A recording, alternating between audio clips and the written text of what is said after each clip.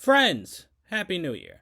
Yeah, happy 2025. I don't think I have made a video since this new year started. I know Jovi has, him and AI Jovi, but let me just say Happy New Year.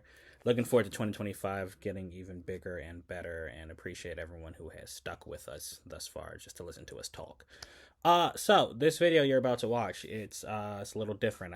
We brought on a friend, one of me and Jovi's old friends who came over for the holidays to talk about Avatar: The Last Airbender, and I also asked her about her top five of the year, just as me and Jovi did. Now as it is when old friends catch up, it was very long. We were talking for hours. So I did have to cut it. I think I cut it down to around 40 something minutes, which is still very long, but hopefully you guys enjoy the conversation. And yeah, just wanted to let you know because you're probably going to see a lot of more cuts and transitions than you are used to. So appreciate it. Thank you for sticking around, and I will see you later.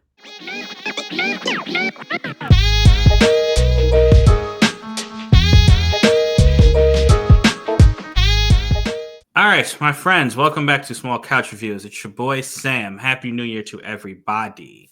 As you can see, Jovi has changed. Obviously, he's not here. Instead, I have one of our old friends. We're talking high school old. Very glad she is here. She came all the way from the West Coast, and she is joining us for this very special episode to talk pop culture and all things with us. This is our good friend, Akos. Akos, I always like to ask people just, say a little bit of something about them when they're on the show, just something you might want to share, if anything. Well, first I'll say I've known you since high school, but I've known Jovi since elementary school. What? Oh, yeah, that's right. He went because when he came from California, he went to Woodmore. Yeah, he moved from California. He came to Woodmore, and I remember because he was like this. I mean, it was just different. He came from California. He dressed different. And I remember meeting him for the first time. Okay. All right, cool. Yes. All right. Well, so still a very old friend. So from childhood. Now, just to get our viewers up to speed, you and I text when you're over in when you're back in Cali, and you mentioned Avatar: The Last Airbender. It's a great show. It was a show that came on when we were kids, and we loved it. And I remember the live action came out, and you weren't too big a fan of it. I think that's an understatement, and you know it's an understatement. I'm trying to. Okay. But You disliked it. I want to say first that my Avatar journey did not start in like when it came out. I actually watched Avatar for the first time during the pandemic when it hit Netflix. Really? Mm-hmm. Oh, that's interesting. So seeing it through like adult eyes, okay. And I was really moved by it. I feel like it healed my inner child. Okay. And I also will say that I had seen the movie, the M. Night Shyamalan movie. When I was in college, I did an internship in Maine in a small town, and they had a small movie theater with one screen, so you could only really watch what they were showing. And one week they were showing Avatar, the M. Night Shyamalan movie, and I watched it, and it was terrible. Even without having seen the cartoon, I was like, I don't know what this is. Like, I don't understand what's going on. So I was just like, what is this movie? Like, what is this? So they made the live action, and I will say I was already kind of like, the cartoon is like a 10 out of 10. You know? Mm-hmm. It's hard to find a show like Avatar is a great show. So like, why are you remaking it? Like, what can you really add to it? And I kind of was like a little optimistic that there are things you can build on. Like, especially with a live action. Like, I wanted to see more of the Fire Nation, which I do think they did. To the detriment of our main three characters though. Because I do think in the live action, the part I was okay with some of the Iroh and Zuko stuff. All right. See, I came into because I knew that I was like, there has to be something that you like in this show. Because I got a lot to, I guess, respond to you with. But that part was like actually really moving. Iroh and Zuko, honestly, they're the B story in the cartoon, but they're the A story in my heart. So so when I saw that, I was like, okay, they're trying to expand on the Fire Nation story. I also liked how they kind of like really dig a little deeper into how Azula is being manipulated by her father. Like, you kind of see it in the cartoon, but not really. Yeah. But I do feel like there was just a lot of stuff about Aang, Katara, and Sokka that I was just like not feeling at all, like at all, at all. Okay, well then you see when saying it, so then my initial description wasn't bad. You weren't a big fan. You didn't absolutely hate it because your I problems are probably the problems everyone had with it. I did actually kinda hate it. Here's the thing, I feel really deeply. When I love something, I really love it, and when I'm just like, because the thing is, like, it didn't have to be made. They didn't need to do this. That's what actually kills me the most. They have all these comic books, they have an Avatar. I would have loved to see an Avatar Kyoshi live action. Oh It's yeah, that'd be uncharted great. territory. She's a 7-foot lesbian avatar. Give it to me. Injected it to my veins. Avatar Yang Chen is right there. You know, Avatar Sito right there. I wouldn't have even minded an Avatar Korra live action. So I do think, the history about how the cartoon came out. It's just that Nickelodeon too was kind of joking them around for a lot. So I think there's a lot of things they wanted to redo that I would have been down to see. But Avatar itself is like a perfect show. So if you're going to do it right.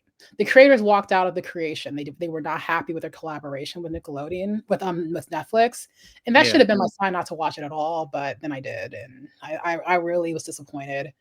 I really wish I wish it had been different. And I will say one of my favorite episodes of the entire Avatar universe is in season 4 of Korra, which is Operation Beifong, which is when Lin and Toph go to save Su Yen and the Oh rest of the yeah. family, and they fight Kuvira together. That could be a whole movie. That was incredible. That's incredible animation, incredible fighting. Toph is the goat. Toph deserves. I would watch a show about Toph. I would By watch a yourself, show I about agree. Toph. Toph is the goat. Like so, I think there's a lot of. I think there's a lot of things they could have done that did not involve them resurrecting a show that is already perfect. Okay. I will also say I think just before we're gonna get to the show, but I think Korra gets a worse rap than it deserves. I I love the agree. third season. I loved its first season. And I liked a lot of its fourth season. Its second season, while it played a part in the future, I just feel like the story itself it didn't grab me. But what it set up was obviously important. But yeah, I didn't I like Korra And the as an second episode. season gave us the incredible 2 episodes about the first Avatar. Yeah, about the very first one. That alone, like, I will forgive season 2 for that alone, even though I agree season 2 is, eh. I also am one of the people who are just like, I don't understand how there's a civil war between it's not even a civil war, there's a war between the North and Southern Water Tribe, and Katara is nowhere to be seen. Even if she's not fighting, I'm like, she should be at least have some thoughts about it. But she's not in that season at all. Oh yeah. Yeah. She's like really old though. All the more reason, like in those like indigenous cultures, like you wouldn't go to an elder to get their opinion about it. Okay, that's fair. Okay. But yeah, I love Avatar. I love all things Avatar. I really went out and bought those novels, man. I'm Yeah, not you like telling me you bought the I'm a for comic real, books and for real, everything for real, for real. about where they were searching for Zuko's mom and all that. I that also I'm not sure how I feel about the search for Zuko's mom. It was weird. Um, Okay. I'm not sure how I feel about that whole subplot, but they did that, so and they do We find can her. So we'll talk about that off camera. Um but as far as so from that little spiel or from your what you were saying, it sounds like you had issues with the show. So I mean, here's the thing. And I think anyone will tell you it's the live action. Like, if you have never seen Avatar, the best way to watch it is obviously to watch the animation. But there's no live action that's like better than the source material, if that makes sense. Like, so I think that maybe there's a little bit of forgiveness going on because we had such terrible live actions of including in the Avatar universe. You just mentioned it, the M Night Shyamalan one, where when you get something that's like okay, at least to some people, you're like, all right, you know what, this did better than I thought it would. So for me, I think that still 8 hour long episodes. It's not enough. Even like a movie definitely wasn't enough. It's not enough to go over everything that happened in the first season. And you see the casualty here was obviously Katara. I feel like she was the biggest waste in this entire show. Like, she really was. But having said that, I do like, I mean, first of all, the casting. I think everyone was casted very well. Everyone looked how I expected them to look. And it really hit me with my favorite character, Azula. In the show, you don't really notice, like, she's actually a child. Like, she's a child who is just, like, legit almost crazy. So, but going back, I think it was perfectly casted. I remember we talked, you don't think Aang was it, you didn't think he was casted well because he was too young or he didn't dress old enough? What was it? There's just some things that I feel like I don't. It's not even about him. I think all the actors were fantastic. It's really the way they dressed him. But he was dressed how he dresses in the show. I don't think that you can do one-to-one translations of outfits from cartoons to live action. They should have made it something a little more, I don't want to say, just something less cartoony. Like, he's wearing something really bright yellow and red. And I also think what really annoys me, I remember one of the moments I had to get up and just like pause the TV and throw my hands up. So there's a moment where he's at the Avatar state and he's like sitting in dirt. And then he stands up and there's no dirt on his clothes. That's an editing issue, though. Come on. It's not. That's a stylistic choice that they made. That's a choice that they made. And I would buy it more if the clothes were maybe like a different kind of material, different kind of look. I just don't believe this little boy is fighting in those clothes. And the other thing about Aang that I don't like about in the show is that from the very first episode of the cartoon, Aang is in love with Katara, right? Yeah. And I feel like at some point they go through the Cave of Two Lovers and there's like no lovers in the cave. And I was like, what are we doing here? What is happening with this show? Because they're very mission focused in this show. Like, he has to finish this mission. He has to finish the mission, but the interpersonal stuff is like lacking. It's not there. Yeah, it's just not there. And that's kind of like the heart of the show. Is that like on this journey? Oh yeah, on this journey, every character is introduced with someone. We would not like Zuko if he weren't traveling with his uncle. We would not feel for Aang if he wasn't this like kid who had lost everything and just happens to find new family immediately and fall in love with a woman, a young girl. And Katara views Aang as her way out of the Southern Water Tribe. She's been stuck there and she has been unable to reach her potential, and she sees her future with Aang. That is the core of the freaking story. It's the core of the emotional journey of the story, and they took that from us. Okay. And I was like, I just was not happy with that. I was not happy with it. And I get that Aang is really young. Like, Aang is like 12 or 13, right, in the cartoon. And I think you really see it in the live action, but that's fine. It's okay for him to have a crush on Katara being like, you're too young. That could have been fun. It could have been interesting. I think that, okay. Fair enough. But don't you think that the show, I feel like what they were focusing on, like the message they wanted to deliver was basically, hey, kind of like Aang's discovery of what kind of avatar he needs to be. That was a big point of it, because one thing I really liked, he actually met all the old avatars during the show. You know, he met Kyoshi, he met Roku, he met the water guy whose name I forget right now. But he was meeting all of them, and each one of them was basically saying, hey man, I think Roku was the only one who told him to kind of like try to find his own way a little bit. But everyone, Kyoshi especially, was like, yo, you got to be ruthless. That matches her in the show as well. Yeah. So. And then, you know, I think the water dude was like, hey man, you know, you got to do what you got to do. And everyone kept telling him he had to basically like he had to step into this role that he wasn't ready to step into. And they're trying to tell him how to do it. And the show is trying to show like, yeah, like, you know, yeah, you have all this wisdom available to you, but if it doesn't match your personality or match you, then, you know, it's not going to work out. And so I think it's kind of a self-discovery show for Aang. I think that's what they were going for. which is probably why this whole, the Katara angle that you were talking about is kind of put in the back seat. Honestly, I think Sokka was actually done way better than Katara in the show. So first, I want to address your first point. I Okay. do agree with that, and I want to be clear to the viewers here. I only watched up to episode 5, so if something changes in the last few episodes, I'm sorry, I didn't see. I couldn't take it any longer. You But watched to the face stealer and then you stopped. That's wild to me. But I was okay. just tired of it. I was like, I can't do this anymore. But I will say that that is true. But part of in the cartoon, which I will compare it to, part of Okay. his journey of finding out what kind of avatar he wants to be is his interactions with other people.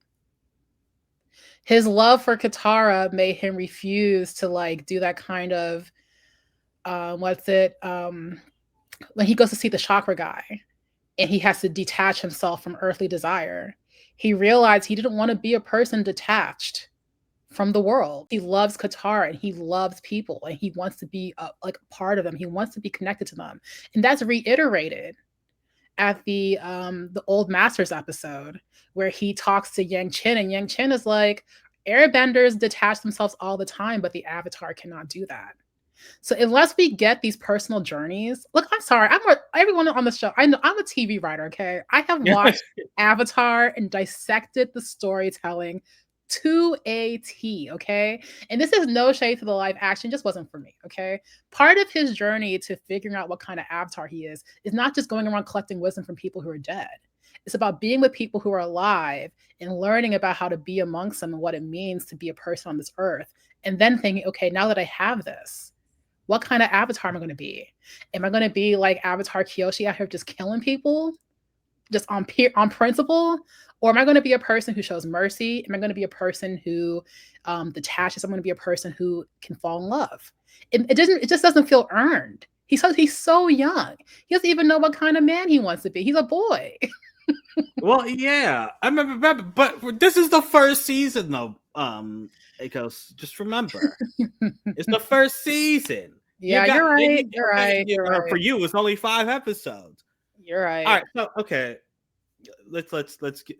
What did you think of the Ozai and Azula changes they made, or the depth they went into with them in this season? Because remember, in the cartoon, I don't think they were shown at all until the second season. That's actually one of the failings of the cartoon, in my opinion, is that we don't get to see, like considering how little real estate they give Azula, they do a good job. But I did want to see more of her interactions with her father, and I do like that we get a lot of that in the live action. Like I Oh god, love yeah. how we see her trying to please her father and her father knowing it, reading through it, and using it against her to make her jealous, or in her rage about like just how insecure she feels about her place in the world and who she is and how she takes it out on others. I thought that was all really well done, to be quite frank. And I agree with the Sokka story. I liked that they changed it that his father was like concerned about his strength. Mm-hmm. I thought that gave him some real motivation, and I understood what he was trying to prove. So I thought that was a nice change. I like cartoon Sokka, so again, I don't think Oh, I they do needed too. to change it, but when I saw it, I was like, okay, this is good. I get it. I get it. Katara, on the other hand, well, we could talk about Katara for days because I love Katara. I love Katara.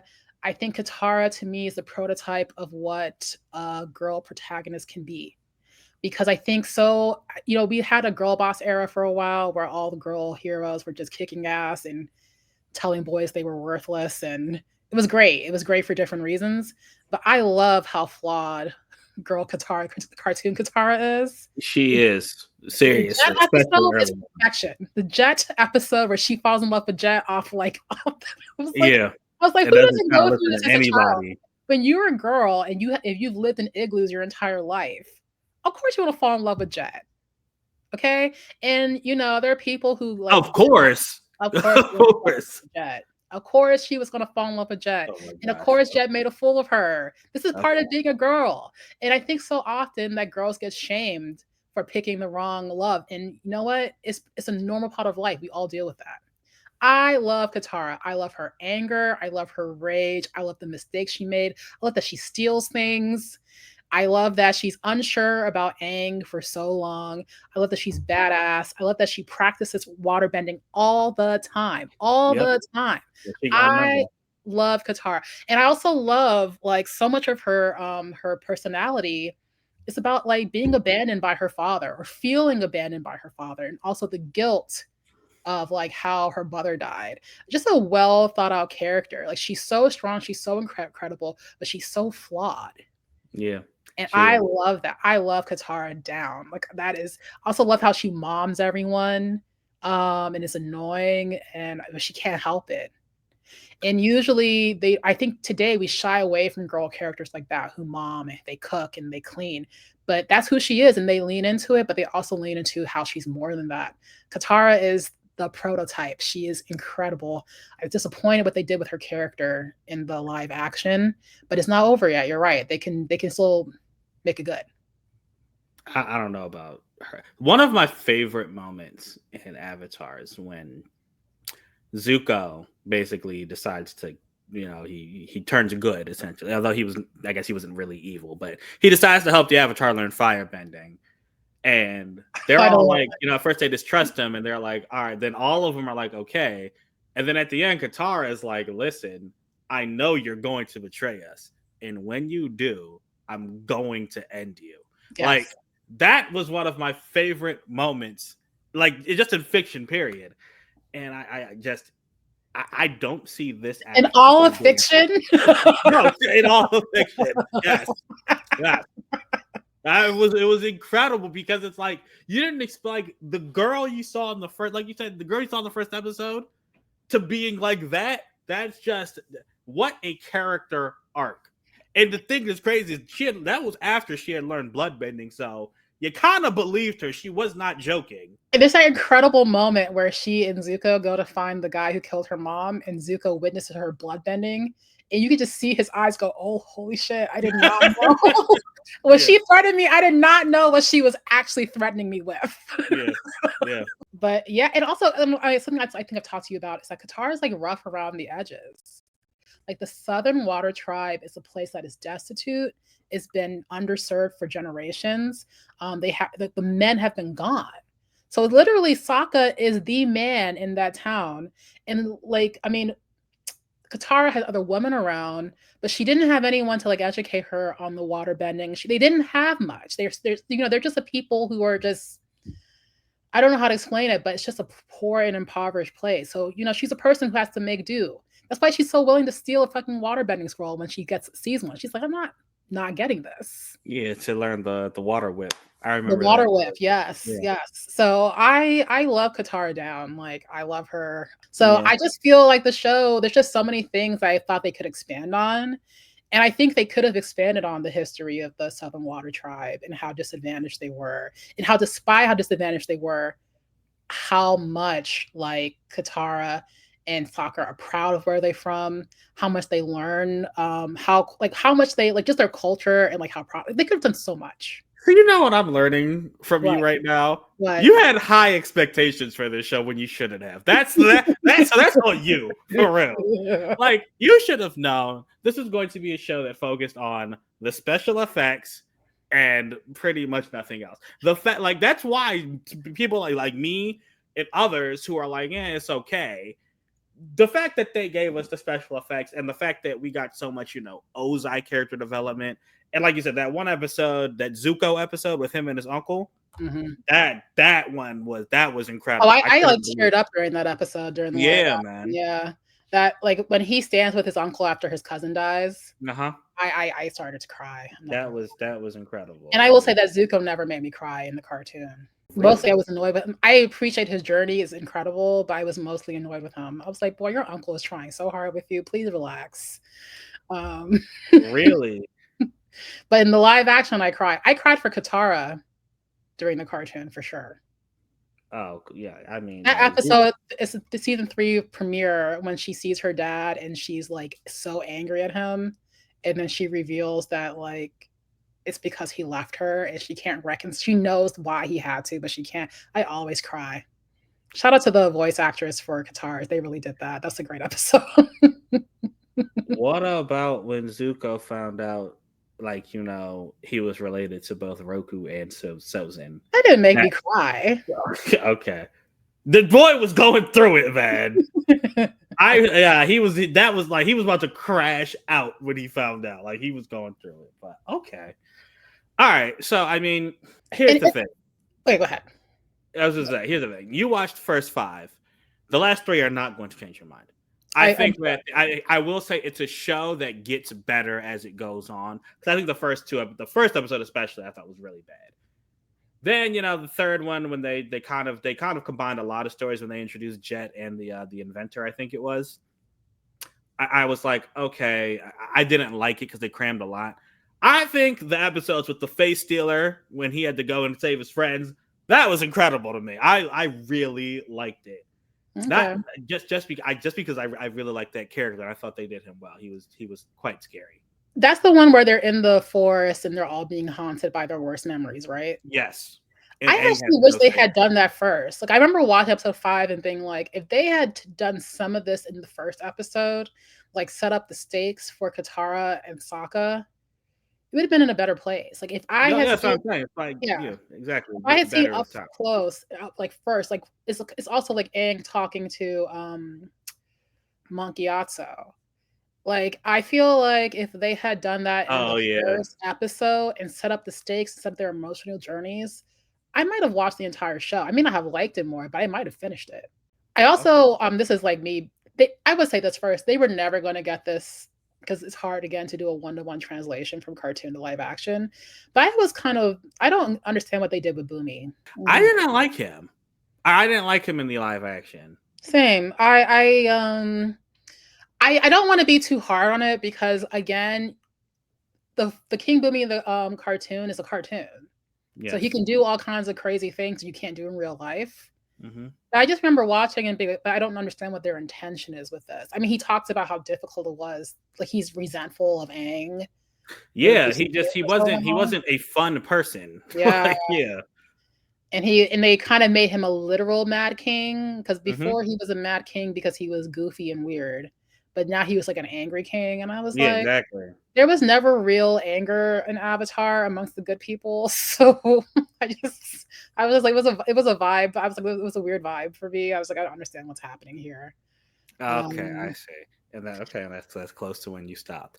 I mean, the last 2 episodes are probably the best well-made, but based on your dislikes, they're not going to sway you. But they're just not. We might have to wait till next season. We'll have to see. And I'll say also, I love good writing. I do like the special effects and stuff mean nothing to me if the writing is not good. It's the reason why I also cannot get down with House of the Dragon because what did you just say? I am not down with House of the Dragon. I literally watched the first season up to the penultimate episode, and I'm not doing this anymore. I never watched the first season. Yeah. All right, nah, yeah, I was just like, no. The writing feels like for me, Game of Thrones was just like all those really great character moments, those little conversations between people that come back up later. Just like the really genius plotting of that show is what really kept me in it. And I did love the dragons. Actually, I was a direwolf girl. I love the direwolves so much. I really wanted one. The dragons are a lot. I'm not a fire girl. I'm scared of fire. I'm an earth sign, so I was just never into them.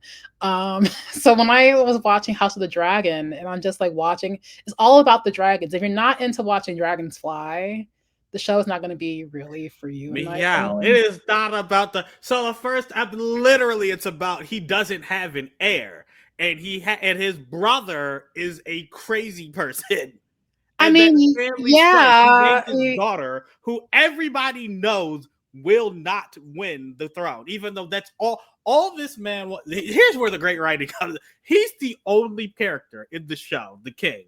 He's the only one of them who's actually like good, an actual good person, and all he wants is peace in the realm, and that's all he wants until the day he dies. You saw that, and it doesn't happen. And it's just like, man, it was so good watching his journey. I can't believe you just said that. I was not into House of the Dragon, and I read Dance of the Dragons. Like I've back when Game of Thrones was on the air, I read it. I saw all the little YouTube videos with the animations of it. So I am really curious how they're gonna. That story is not that long, and you can feel how they're stretching it out. Second season was stretched out for, They're but stretching like it they out. said, it's going to be 4 seasons. I felt it in the first season. To be quite honest, I did. Yeah. I think at some point when what's her name? Is it Allison, the one who's Yeah. when she is like doing foot fetish stuff with that guy for information, I was like, girl, do you not know that you're a freaking queen? Cersei would never. Marjorie Tyrell would never do this. What is happening? Well, They just for threw one it in thing, there. They just threw it in there. she's not those people. She's definitely a lot. She's not as strong as them. See, you're royalty, and So you're judging your friend for being out here and like dating people and exploring things. I remember, I don't know. I don't think House of the Dragon's a bad show. I just don't think it's for me. All right. That I'm sorry. That we went off track. That's just, I can't believe that, man. That's a great, the first season was great. Second season, not so much, but you are tough. That's what I'm learning. You are tough. It's not even I'm tough. I don't know what it is about like my brain, but there's just some things I can just like when I love something, I freaking love it. Like when I loved Avatar, when I first watched Avatar, I watched it over and over and over again. I read the books. I was watching interviews with the showrunners, like I was in it. But when I don't like something, I'm a person who knows exactly why I don't like it, and you're not going to be able to budge me on it. Okay. That's perfect segue. I would, speaking of what you like in your taste, the year just wrapped up. We're in a new year. Can we reflect on 2024 and you give me what you thought me and Joey just did a video on our top 5. So I am curious about what your top 5 of the last year was. What were the top 5 things in media that happened to you in 2024? It's across all media, not just movies or TV. It could be anime, music, whatever you want. I'm curious to know because you are a tough critic, as we've come to see.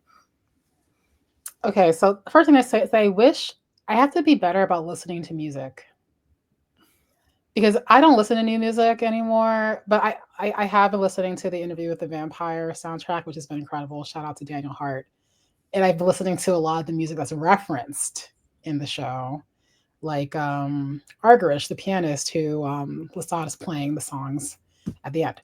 But in any case, my first pick before we get into Interview with the Vampire would be the Apothecary Diaries. That's probably the first show that I binge watched this year. Oh, you binged it? I did binge it. Oh, okay. Great anime. That's actually one of the, like, I watch very few animes like as it comes out, but that was one that I did. I actually very much enjoyed that, and I'm surprised that like I knew I would like it, and I'm sure there were fans, but like I don't think I told you this. I once went to a movie theater, and the dude was just sitting there just watching it on his phone, and I was like, "You have good taste." Taste, yeah. Yes.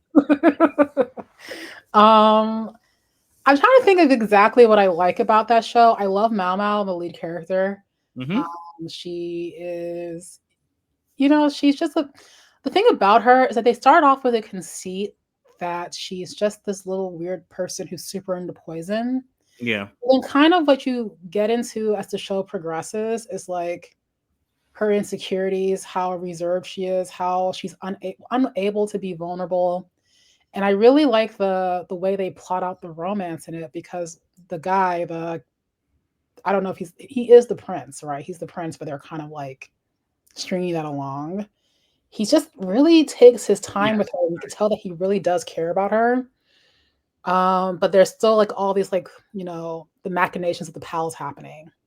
Yes. So it's just like really well plotted out. The romance is really well done.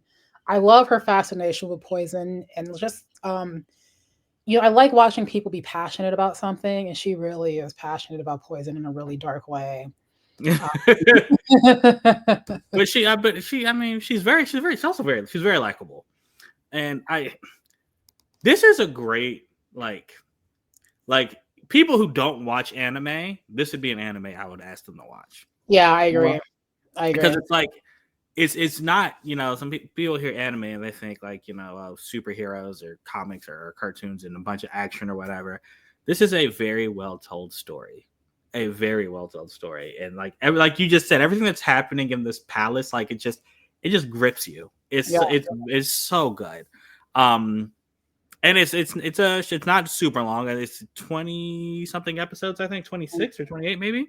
Mm-hmm.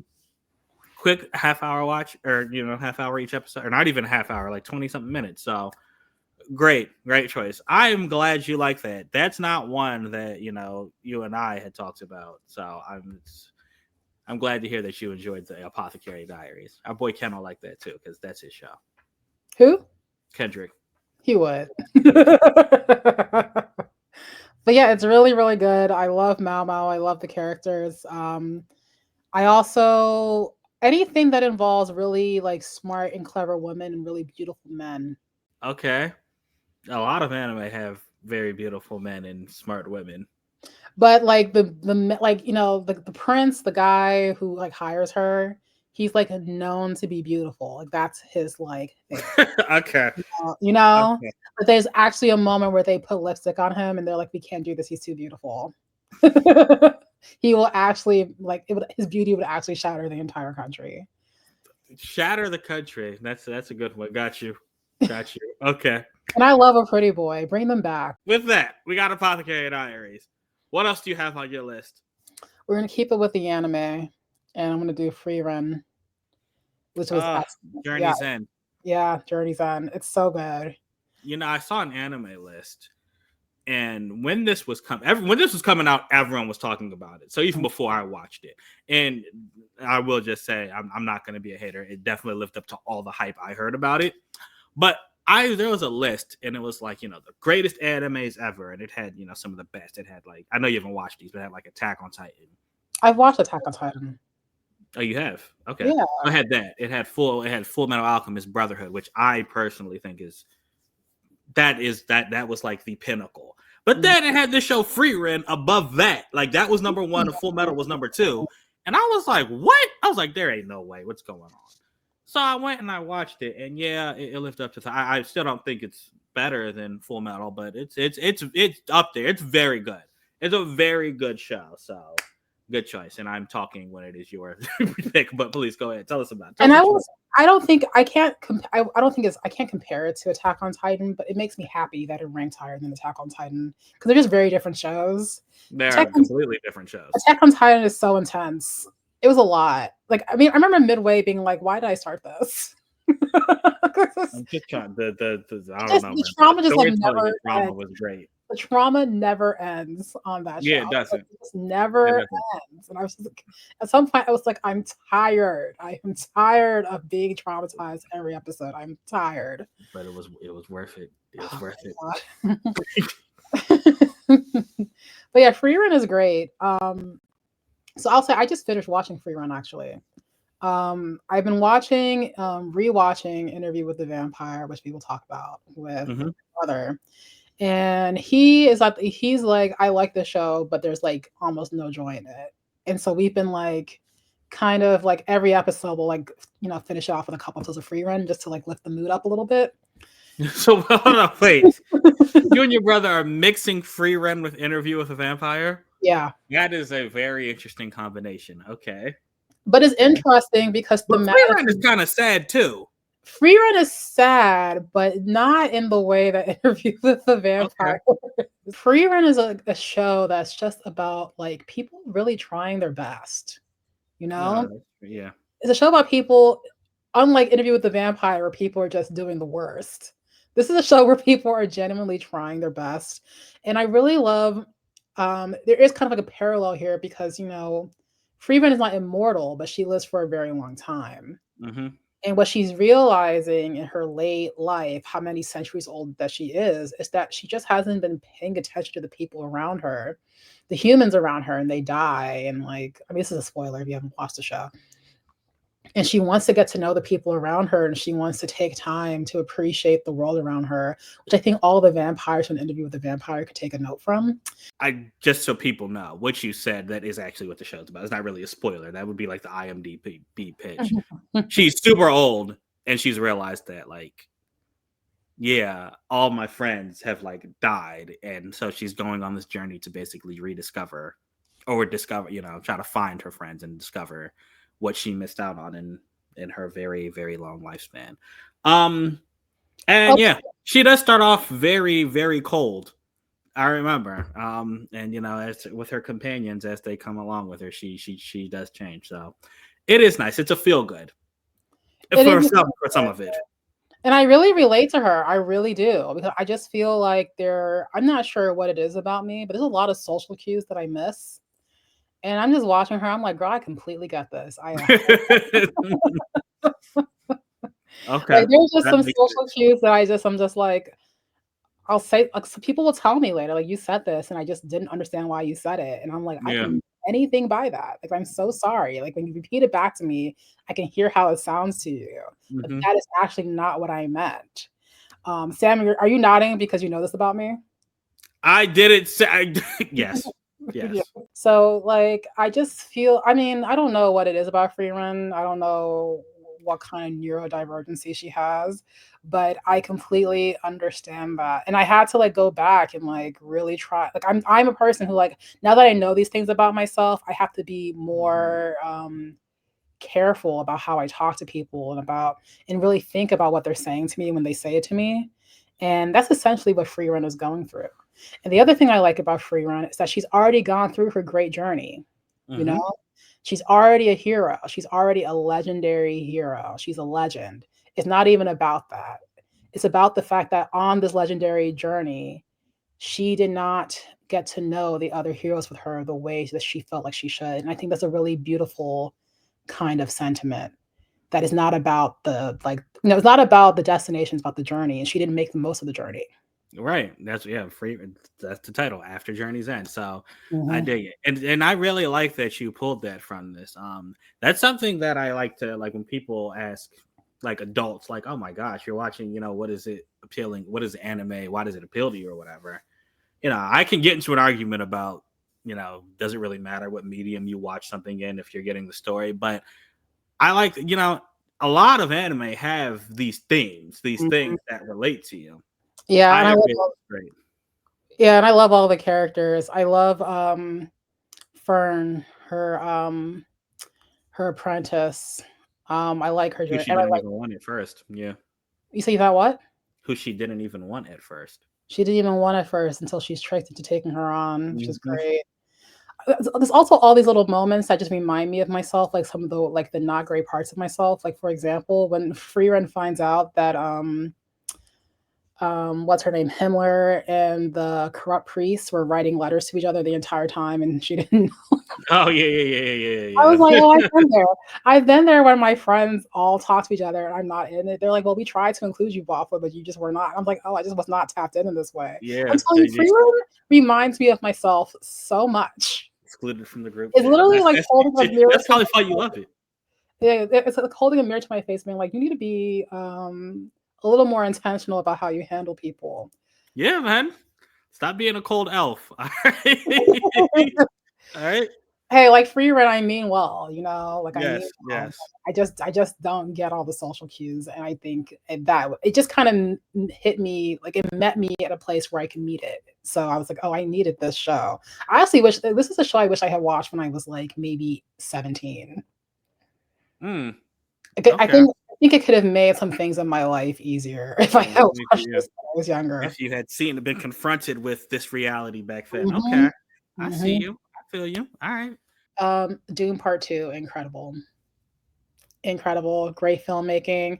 Honestly, they could have given me 2 more hours of that movie and I would have been sat in theater to watch it. It felt rushed despite how long it was.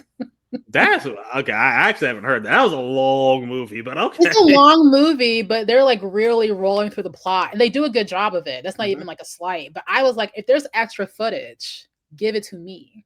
I will watch all of it. Okay. I will watch it. Also had great. So you like the story in that? Oh, the story is fantastic. The story is fantastic.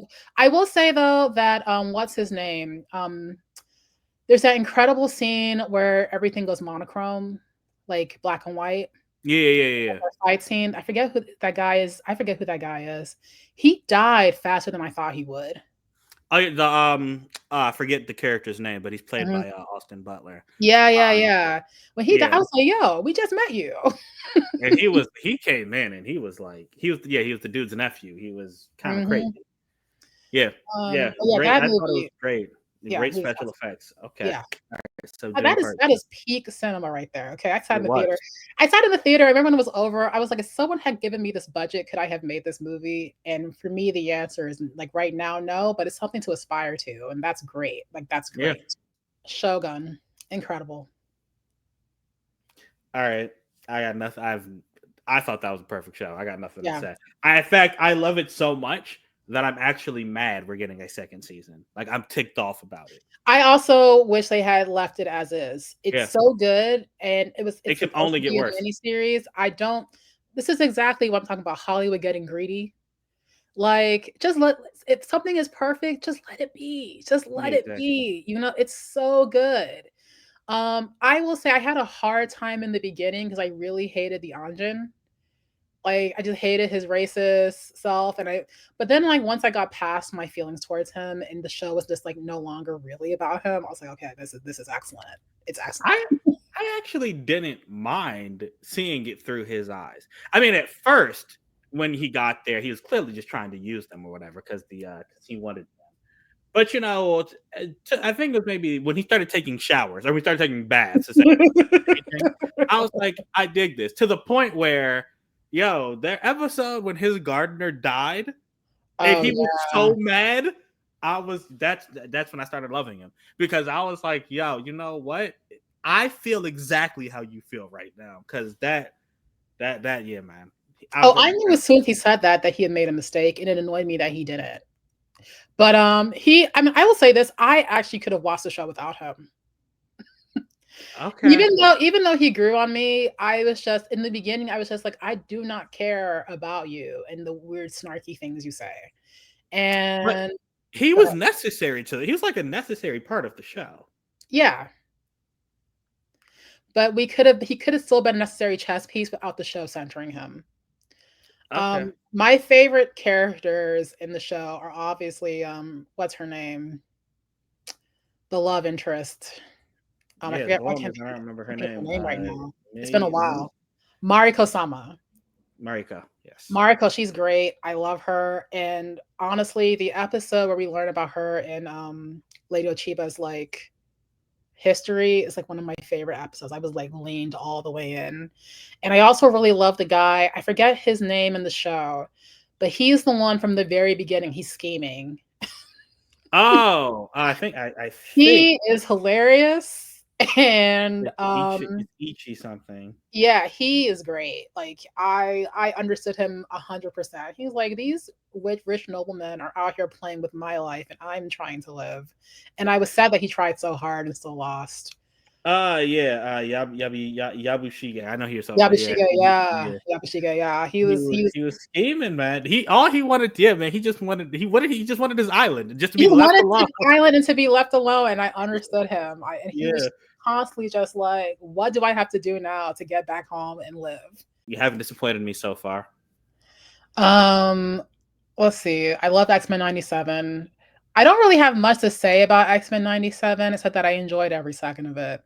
But I really enjoyed it. I was an X-Men fan as a kid. I love that they kind of, revisited. They kind of like picked it up almost where we left off. Yep. And they kind of updated it for an older audience. Like they made it with those kids in mind, and I think they did an excellent job. I cannot wait to see the next season. My friend, thank you so much. We got to have you back. It'll be the three of us, me, you, and Jovi. We'll come back. We'll talk about something, anything, because you're in it just like, you're in it just how we're in it, and we appreciate you. Thank you so much for your time, and thank everyone for watching. Let me know what you agree with, what you disagree with. I'm sure it'll be a good time. Right down there in the comments. All right. Until next time, we out.